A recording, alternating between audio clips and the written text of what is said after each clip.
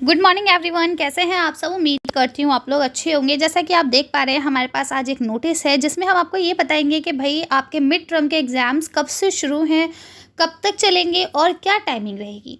ठीक है, तो ये आपका एक नोटिस है। चलिए इसे शुरू करते हैं।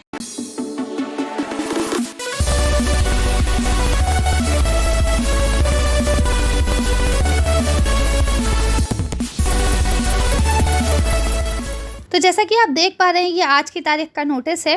ठीक है, ये आपका डीओई की तरफ से आया है। इसमें अगर हम बात करें तो यहाँ पे आप देख पाएंगे कि भाई मॉर्निंग शिफ्ट का या जनरल शिफ्ट की जो टाइमिंग है वो क्या है और इवनिंग शिफ्ट की टाइमिंग क्या है।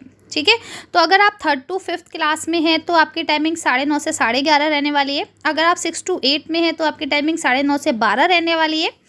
और अगर आप 9, 10, 11, 12 के स्टूडेंट हैं तो आपकी 9:30 से 12:30 रहने वाली है। ठीक है, इसके बाद अगर आप इवनिंग शिफ्ट के स्टूडेंट हैं तो आपकी टाइमिंग 2:30 से 4, 2:30 से 4:30, सॉरी 2 से 4, 2 से 4:30 और 2 से 5 रहने वाली है। ठीक है, यहाँ 2 घंटे, यहाँ 2.5 घंटे और यहाँ 3 घंटे। ठीक है, अब यहाँ पे आपको सारी चीज़ें बताई गई हैं कि भाई क्या क्या पेपर है, किस तरह से आना है, अगर आप चीटिंग वगैरह करते पकड़े गए तो आपके साथ क्या क्या हो सकता है ना। शीट्स आपको कैसे प्रोवाइड की जाएंगी, तो ये सारी कहानी यहाँ पे आपको दी गई है। इसके बाद हम सीधा चलते हैं डेट शीट पे कि भाई हमारी डेट शीट क्या है। तो देखिए ये आपकी डेट शीट है। मैं पहले आपको छोटी करके दिखा देती हूँ ताकि आप लोग ये स्क्रीनशॉट ले सकें। अब यहाँ से आप इसका स्क्रीनशॉट ले सकते हैं। ठीक है, पहले आप स्क्रीनशॉट ले लीजिए, उसके बाद हम बात कर लेंगे। तो देखिए यहाँ पे आपको टाइमिंग दोबारा से दे दी गई है। ठीक, अब आपके जो पेपर स्टार्ट हैं वो 25 तारीख से स्टार्ट है। ठीक है, 25 तारीख को वेडनेसडे है। 25 से आपके पेपर स्टार्ट हैं और ये 23 तारीख तक चलने वाले हैं। 25 सितंबर से स्टार्ट हो गए, ये आपके 23 अक्टूबर तक चलेंगे। ठीक है, और जिनका पेपर नहीं होगा 25 को, उनकी 25 को छुट्टी रहेगी। वैसे सबका पेपर है 25 को, जिसका नहीं है उनकी सबकी छुट्टी होगी। ठीक है, तो देखिए अगर आप 3rd क्लास में हैं तो या 4th या 5th में हैं तो आपकी डेट शीट देखिए यहाँ से रहने वाली 25 को आपका इंग्लिश है ना, फिर मैथ्स है, फिर हिंदी है, फिर ईवीएस है। ठीक, अगर आप 4th क्लास के हैं तो आपको 25 को पेपर नहीं है, आपका पेपर सीधा 26 को है। ठीक है, 26 को आपका क्या है, मैथ्स है, उसके बाद 1 तारीख को ईवीएस है, फिर आपका इंग्लिश है और इसके बाद आपका हिंदी है। ठीक है, अगर आप 5th क्लास में हैं तो ईवीएस है, हिंदी है, मैथ्स है और इंग्लिश है। और इस दिन में ये देखिए ये आपका टीचिंग डेज रहेंगे, यानी आपकी छुट्टियां नहीं होंगी, आपके स्कूल खुल जाएंगे।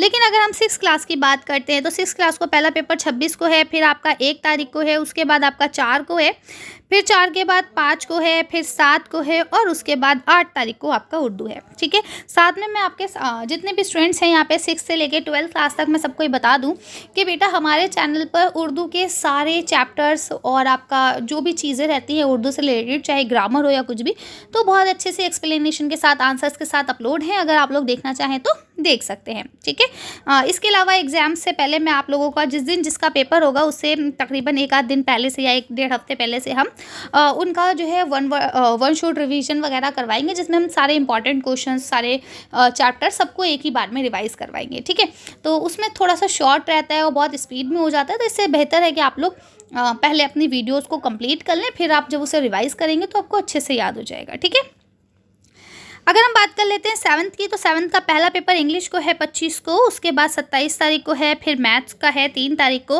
फिर आपका साइंस है 5 तारीख को, उसके बाद फिर उर्दू संस्कृत है 7 तारीख को और उसके बाद आपका 8 तारीख को एसएसटी है। तो इसमें ज़्यादा आपको गैप नहीं मिला है, ये लगातार है, तो आप अभी से अपनी प्रैक्टिस कर सकते हैं साइंस की और सोशल साइंस की, है ना।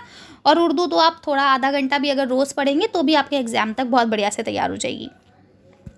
इसके बाद अगर हम बात कर लेते हैं 8th क्लास की, तो 8th क्लास के स्टूडेंट्स के लिए भी देखिए पहला पेपर हिंदी है, फिर साइंस, फिर सोशल साइंस, फिर मैथ्स और संस्कृत, उसके बाद इंग्लिश। अब देखिए जनरली बच्चे सोच रहे होंगे मैम ये डॉट डॉट जो हम लोग का लगा है 10th क्लास तक, इसका क्या रहने वाला है। तो देखिए बेटा ये थोड़ा सा स्कूल के ऊपर भी रहता है। अगर स्कूल वाले आपसे कहेंगे कि भाई आपको आना है 15 तारीख से, तो आपको जाना पड़ेगा, अदरवाइज़ यहाँ पे ये आपकी छुट्टी रहती है। क्योंकि अगर टीचिंग डेज़ होते हैं तो यहाँ लिखा होता है ऐसे करके कि भैया टीचिंग डेज़ रहेंगे, यहाँ पे आपको पढ़ाई होगी। ठीक है, तो मुझे नहीं लगता कि यहाँ टीचिंग डेज़ होंगे, अगर होंगे तो आपके टीचर्स आपको बता देंगे, अदरवाइज़ ये आपकी छुट्टी रहने वाली है 15 से 23 तारीख तक। ठीक है, इसके बाद अगर हम बात कर लेते हैं 9, 10, 11, 12 की, तो यहाँ पे से हम थोड़ा सा जूम कर लेंगे। ये देखिए डेट्स आप उधर से देख सकते हैं और बाकी ये सारा आपका रहेगा। ठीक है, इसके बाद देखिए यहाँ पे सारी चीज़ें आपको बता दी गई हैं कि ये पेपर सबके मतलब डेट शीट सबकी सेम है। अगर कुछ चेंजेस आते हैं तो वो स्कूल लेवल पे आपको बता दिए जाएंगे, ठीक है। इसके अलावा यहाँ पे टाइमिंग वगैरह दी गई है। बेहतर है कि आप लोग आधा एक घंटा पहले, मतलब आधा एक घंटा नहीं, हाँ आधा घंटा एटलीस्ट पहले पहुँचे, ठीक है, ताकि आपको सीट्स वगैरह ढूंढने में, क्लास ढूंढने में कोई परेशानी ना हो। इसके अलावा आप अच्छे से प्रिपेयर होके जाएँ, है ना। जो भी एग्ज़ाम मटेरियल होता है, जैसे आपका पेपर पैड है या फिर पेन वगैरह, ये सब अच्छे से लेके जाएँ। कोई चीटिंग वीटिंग का सामान लेके जाने की ज़रूरत नहीं है, नहीं तो पकड़े जाने पर आपको भी पता है कि जुर्माना हो सकता है, पेपर कैंसिल हो जाता है, नंबर भी माइनस में चले जाते हैं, है ना। तो इस चीज़ का ख्याल रखिएगा।